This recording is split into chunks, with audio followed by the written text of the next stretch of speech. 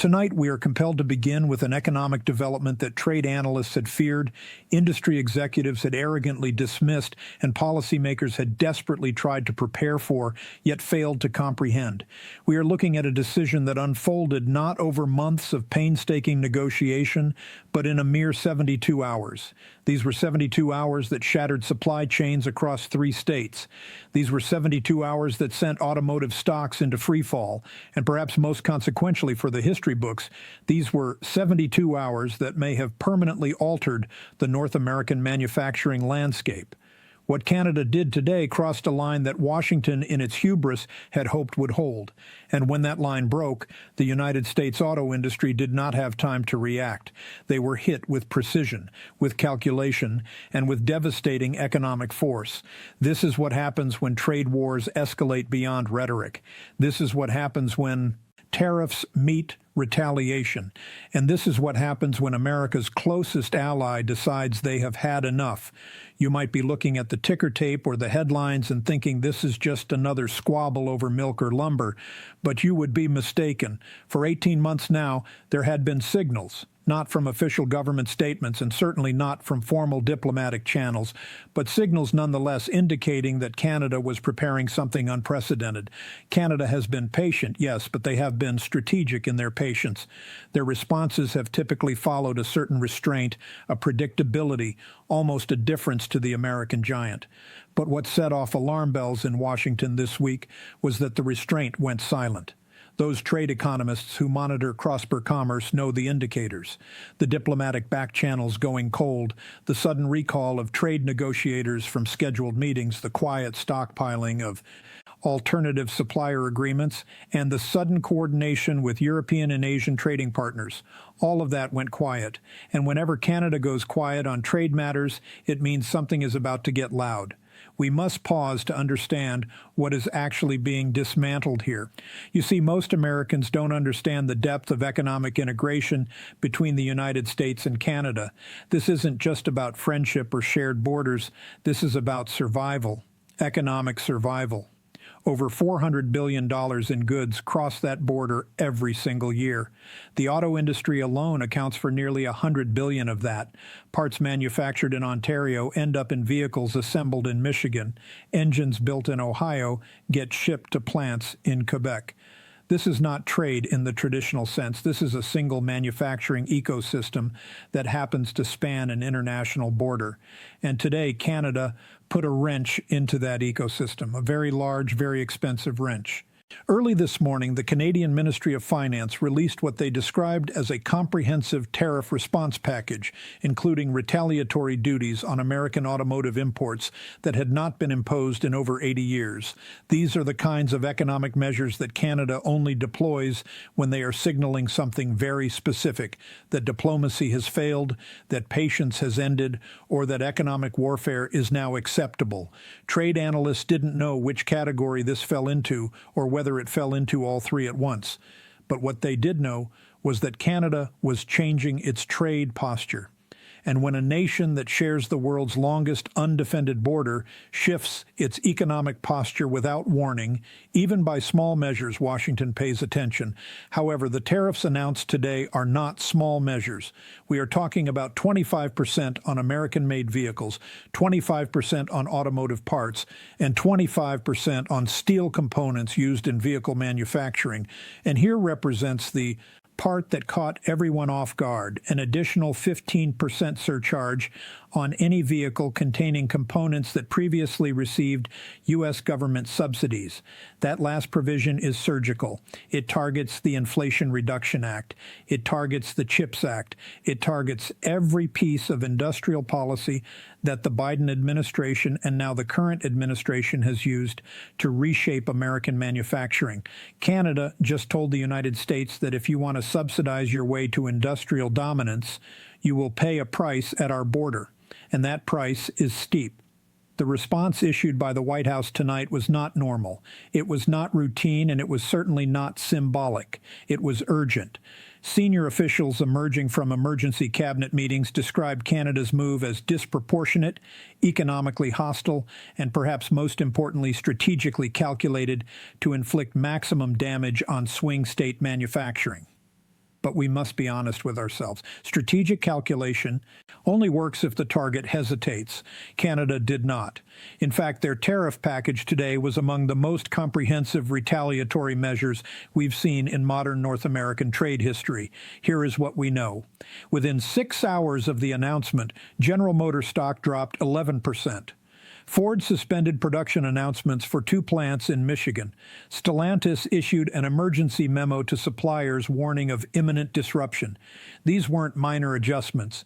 These were crisis protocols, the kind of protocols that automakers only activate when they are preparing to absorb billions in losses. The Canadian finance minister speaking from Ottawa this afternoon made the government's position clear. She said, "Canada will not be bullied, Canada will not be threatened, and Canada will not accept a trading relationship that treats us as subordinate." Those words matter. That language matters because for decades, Canada has accepted American trade dominance as a cost of proximity. Today, they rejected that cost. Tonight, the Canadian Department of Trade confirmed that the tariff package specifically targets automotive supply chains, including assembly plants in Michigan, Ohio, and Indiana, that had recently been expanded for what analysts believe was electric vehicle production. Canada moved before the United States could restructure those supply chains. They hit General Motors. They hit Ford. They hit the emerging EV battery supply network that was likely preparing to reduce Canadian component dependency. In other words, Canada targeted the future of American automotive manufacturing, the very infrastructure that would have made American EV dominance possible. This is what made the White House response so urgent. Canada's tariffs weren't just symbolic, they were actionable. They represented the kind of economic countermeasure that could American competitiveness if left unchecked. And the administration, understanding that fully, responded with threats, not strategically, not diplomatically, but reactively. They didn't offer negotiation. They didn't propose compromise. They threatened additional tariffs on Canadian lumber. They threatened restrictions on Canadian energy imports. They threatened, and this is remarkable, to invoke national security provisions against America's closest military ally. This is not how you resolve trade disputes. This is how you escalate them. Let me be clear about what is happening here. The United States started this trade war. The United States imposed tariffs first. The United States cited national security concerns about Canadian steel, steel from Canada, our partner in NORAD, our partner in NATO, our partner in continental defense. And now the United States is acting surprised that Canada has retaliated. This is economic policy made by people who do not understand economics. This is trade policy made by people who do not understand trade, and the American auto industry is paying the price. And here represents where the story becomes even more troubling for those willing to look past the initial shock. Economists now believe that Canada's tariff retaliation was designed to test the coherence of American trade policy after months of contradictory signals from Washington. Canada wanted to see whether the United States would negotiate seriously or continue escalating recklessly. But instead, the opposite happened. Washington didn't offer serious negotiation. They issued a response that was so hostile, so counterproductive that even Canada noticed. You don't get Canada's attention easily. They are patient, they are diplomatic, they are measured. But today, the United States pushed them past that patience. Trade analysts speaking with Reuters under anonymity described Canada's shift as a strategic decoupling, a way to reduce economic dependency on an unreliable partner. But Canada proved today that they remain both capable and willing to fight back. Their tariffs were not only comprehensive, they were calibrated so precisely that they target maximum political pain in American swing states. That calibration matters because it shows strategic intent. It shows that Canada is not a passive trading partner accepting whatever terms Washington dictates. They are an active player defending their economic interests, and they are doing it effectively. Consider the geography of this pain. Michigan alone could lose 40,000 automotive jobs if these tariffs remain in place for 12 months. Ohio could lose another 25,000. Indiana, 15,000. These are not abstract numbers. These are workers. These are families. These are communities that voted based on promises of manufacturing revival. And those promises are now colliding with the reality of trade war consequences. As reports continued coming in throughout the day, we learned more about the scale of Canada's response, and the picture is one of coordinated encirclement. Canadian customs officials began implementing the new tariffs at midnight, forcing American automakers to absorb immediate cost increases. Canadian provincial governments targeted American agricultural products that had been gaining market share in the last 6 months. Canadian trade negotiators operating in Brussels reportedly coordinated with European Union officials on parallel retaliatory measures against American exports. This wasn't just bilateral retaliation. This wasn't just Canadian frustration. This was coordinated pushback. This was multilateral resistance. And multilateral resistance is the one thing American trade policy has struggled to overcome since the first Trump administration. For every tariff America has imposed, trading partners have countered with something that compounds the economic damage. Soybeans to China, bourbon to Europe, and now automobiles to Canada. The pattern is clear, the consequences are predictable, and yet the policy continues unchanged. Remember, the United States thought Canada would accept these tariffs quietly. They thought Canada needed American markets too desperately to fight back. They thought Canada would prioritize the relationship over their economic interests. But tonight, the exact opposite is happening. Canada is fighting back with precision and force. Canada is diversifying away from American dependency. Canada is building trade relationships that exclude the United States entirely. We saw this coming. I warned about this exact scenario 18 months ago. When you treat your closest allies as adversaries, eventually they start acting like adversaries. When you impose tariffs citing national security against countries that share your national security infrastructure, eventually they stop sharing. When you break the rules of international trade repeatedly, eventually the system breaks down. That breakdown is happening now, and the American auto industry is the first casualty. What makes this moment so dangerous and so unstable is that Canada's tariff retaliation happened at a time when the American president is under enormous political pressure. Republican hardliners want more tariffs, not fewer. Manufacturing unions want protection, not free trade. Wall Street wants stability, not escalation. And American consumers want affordable vehicles, not 25% price increases. The administration is balancing these demands while hemorrhaging support in the industrial Midwest. And when leaders in that position face sudden economic shocks, they don't respond from strength. They respond from pressure. They respond from vulnerability. That represents when mistakes happen. That represents when trade wars become shooting wars. That represents when economic disputes become geopolitical crises. We are not there yet, but we are closer than we have been in decades. Canada is not Mexico. Canada is not China. Canada is the country that shares NORAD. Canada is the country that defended American airspace after September 11th. Canada is the country that has fought alongside American soldiers in every major conflict since World War I. And now Canada is the country imposing retaliatory tariffs on American automobiles. Think about that. Think about how badly American trade policy has failed to bring us to this point. The White House statement, now circulating through diplomatic channels, was designed to signal that the United States is not willing to accept Canadian economic resistance. Officials said plainly that Canada's tariff package was inconsistent with the spirit of North American partnership. That is diplomatic language for "we expected you to accept our tariffs without fighting back."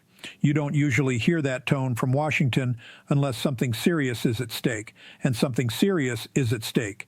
The entire integrated North American automotive manufacturing system is at stake. Hundreds of thousands of jobs are at stake. Billions of dollars in investment are at stake, and the administration's response is to threaten more tariffs. This is not problem solving, this is problem creating. This is the economic equivalent of fighting fire with gasoline. Meanwhile, while Washington scrambled to formulate a response that seemed to oscillate between confusion and aggression, Canada's Prime Minister addressed Parliament in a speech tonight that can only be described as forceful and unapologetic. He stated quite plainly, "Canada did not start this trade war, but Canada will finish it." He went further, declaring, "We will not accept an economic relationship built on American dominance and Canadian submission." And perhaps most chillingly for those in the White House who assumed this would be a quick diplomatic skirmish, he added, "If the United States wants partnership, they know where to find us. If they want conflict, they will find us ready." You must understand that these are not mere rhetorical flourishes designed for a soundbite. These are statements from a government that understands just how high the stakes have become. More importantly, these are statements designed as much for domestic consumption as for international signaling. Canadians are angry. Canadians feel disrespected. Canadians are rallying behind their government in ways we haven't seen since the softwood lumber disputes of the early 2000s, or perhaps even since the free trade debates of the late 1980s. That public support gives the Canadian government the most dangerous weapon in a democracy political room. It gives them the latitude to sustain these tariffs indefinitely, and indefinitely is a very long time for the American auto industry to absorb 25% cost increases. When a polite neighbor stops being polite, you should worry. When a divided neighbor becomes united against you, you should panic. Here represents what makes the situation even more concerning for the long-term health of the American economy. Canada's tariff retaliation was not isolated, it was part of a sequence. Along with the automotive duties, Mexico also announced they are reviewing retaliatory options against American agricultural exports. The European Union accelerated the implementation of their own counter tariffs on American goods. Japan increased scrutiny of American automotive imports, specifically targeting safety compliance.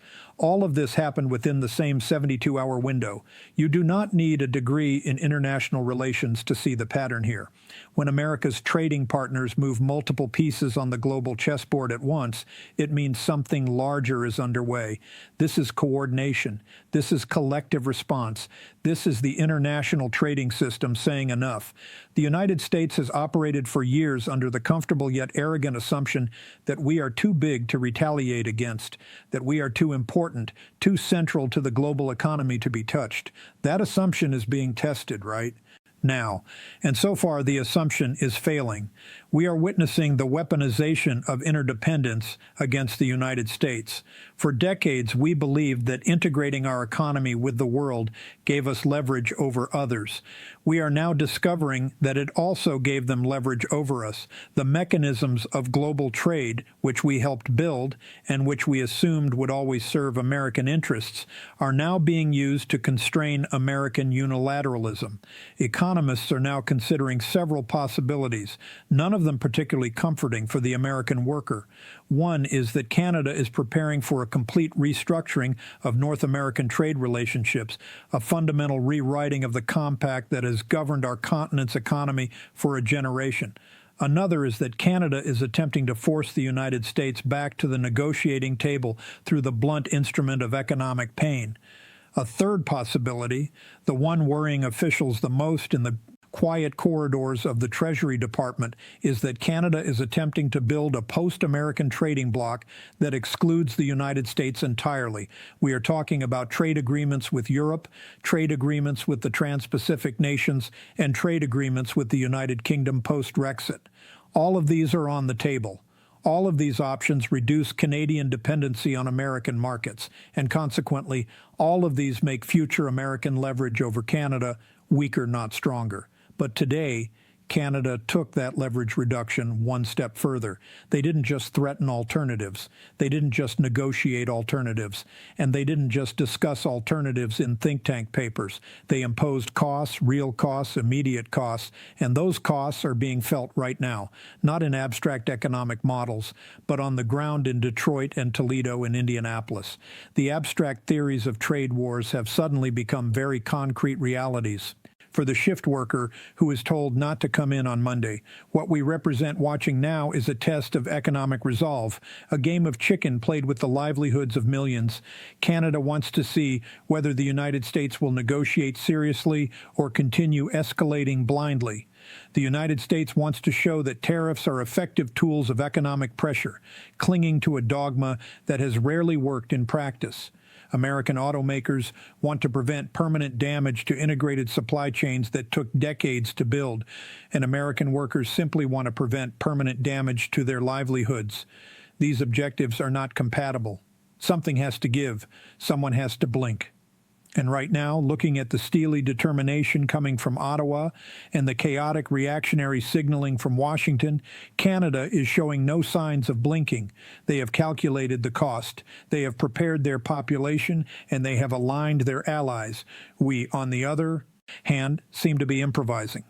Tonight, we have heard from industry analysts who are now monitoring production line disruptions across the Midwest, and the news is grim. They report that General Motors has already begun the arduous process of rerouting component orders away from Canadian suppliers, a logistical nightmare that usually takes months, now being attempted in hours. They report that Ford is actively exploring emergency sourcing agreements with Mexican and Asian manufacturers, effectively looking for any port in this self-inflicted storm. And they confirmed that Canada's decision to implement these tariffs immediately without the customary grace period is likely part of a pressure strategy intended to force rapid American concessions. But here is the reality we must confront. Washington is not conceding. In fact, Washington is doubling down. Their response today, hostile, reactive, and escalatory, sent a message to Canada that the United States will not negotiate under pressure. But perhaps more devastatingly, it sent a message to American manufacturers that they are on their own. That is the tragedy of this moment. American workers are caught between Canadian retaliation and American stubbornness. American factories are caught between broken supply chains and political posturing. American communities are caught between economic reality and ideological trade policy. No one in Washington is thinking about those workers tonight. No one in Washington is thinking about those factories. No one in Washington is thinking about those communities. They are thinking about political positioning. They are thinking about base mobilization. They are thinking about everything except the economic consequences of their decisions. When the dust settles in a trade war, it is never the politicians who are left sweeping up the debris.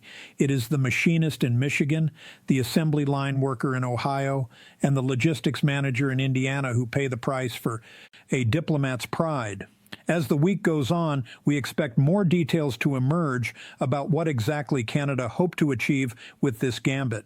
But what we do know even now is that their tariff package was comprehensive.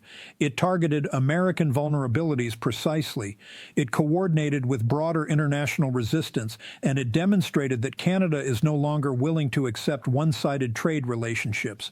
What happens next will depend entirely on what the United States does in the next 30 days.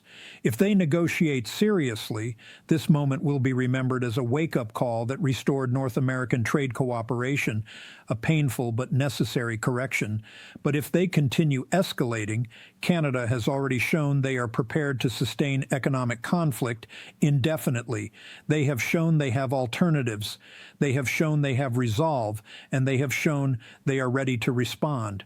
This brings us to a conclusion that many in this country will find difficult to accept. Tonight, for the first time in decades, the United States appears to be losing a trade war. Ottawa is calm.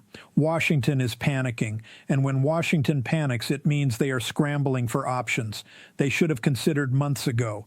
Because tonight, Canada taught the United States something they should have learned many times before, a lesson written in the history of every failed empire and every crumbled alliance. Trade wars have no winners. Tariffs are taxes on your own consumers, and your closest allies can become your most effective adversaries when you treat them with contempt. This story is far from over, but the initial chapter has been written in red ink on the ledgers of American industry. Tonight, one thing is clear. Canada is not backing down. The American auto industry is bleeding, and the only path forward is the path that should have been taken from the beginning: negotiation, partnership, and mutual respect. We must ask ourselves, is the satisfaction of a tough-talking trade policy worth the deindustrialization of the Midwest? Is the appearance of strength worth the reality of economic weakness? I suspect the voters in those manufacturing states will have an answer sooner than Washington expects.